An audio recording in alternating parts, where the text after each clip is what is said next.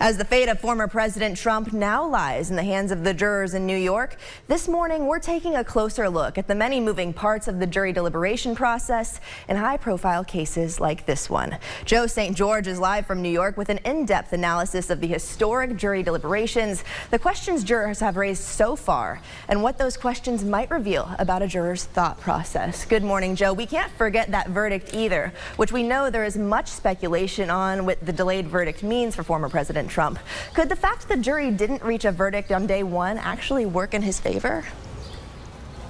Well, I wouldn't read a ton into this. Remember, this is a lengthy charge, 34 felony counts. It's a technical case, and this is a very educated jury on paper. We don't know a ton about these jurors, but we do know what they do for a living. We've got a few lawyers on the panel. We have some who work in software, educators. This is an educated panel, and if you get a group of educated people in a room dealing with the former president of the United States and a potential historic conviction, it shouldn't surprise any of us that they want some information. So there was multiple requests that they had out late yesterday.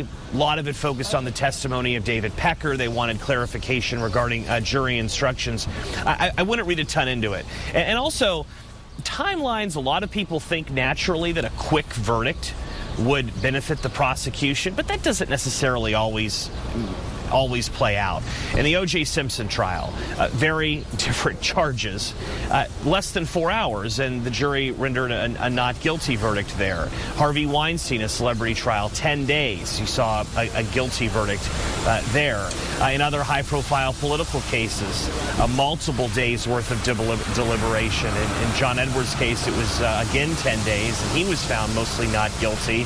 Bob McDonnell, the former Virginia governor, who was tried for a bit, he faced 3 days of jury deliberations before he was initially found guilty. He was ultimately acquitted by the Supreme Court. So I wouldn't read a ton into it. This could be a lengthy deliberative process. And Joe, if the jury does return a guilty verdict, the election is in November. What could the future look like for former President Trump? And can you walk us through that sentencing process? Well, ultimately, the judge will make this call. There is no mandatory minimum with any of these low-level felony charges. Most legal analysis believes that any type of prison time or jail time is just not likely here. Probation, home confinement could be possible sentences. A home confinement sentence restricting Mr. Trump's access on certain days, that would obviously impact the campaign trail. Remember, there are two juries here. There's the 12 jurors deciding Mr. Trump's legal fate, and then there's the jury of the American people. We won't know that verdict until Election Day in November. Right now, he's ahead in the polls. And finally, Joe, can you explain those unique rules in place for deliberation in the case? We've heard Trump had to stay in the courthouse and that reporters like yourself couldn't leave either. So why haven't the alternate jurors been dismissed yet, and what are some of the other specific guidelines in play?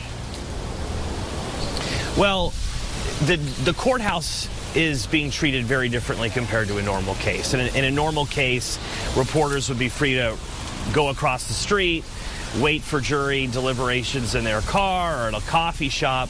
Reporters are being told to stay in the courthouse.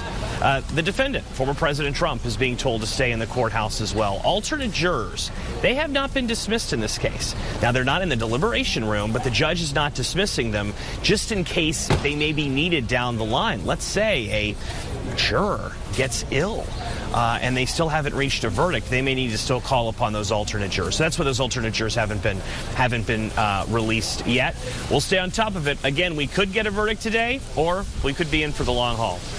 Well, thanks for walking us through all of that, Joe, and for the work that you're doing up there in the Big Apple. Have a great day. Good to see you.